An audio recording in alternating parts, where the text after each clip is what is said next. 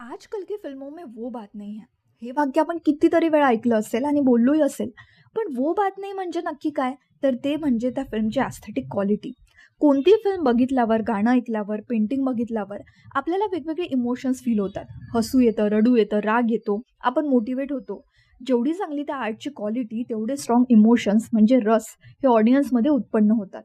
रस थेअरीमध्ये रस हे किती प्रकारचे असतात आणि एक ॲक्टर ऑडियन्समध्ये हे कसे उत्पन्न करू शकतो, याबद्दल सांगितलेलं आहे. अकॉर्डिंग टू नाट्यशास्त्र 8 प्रकारचे रस असतात.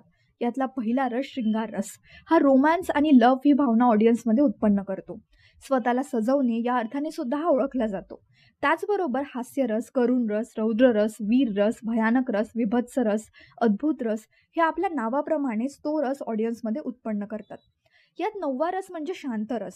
हा अभिनव गुप्ताने नंतर जोडला. शांत रसमध्ये व्यक्ती हा स्थिर असतो, न्यूट्रल असतो. ही थेअरी नवरस थेअरी म्हणून सुद्धा ओळखली जाते.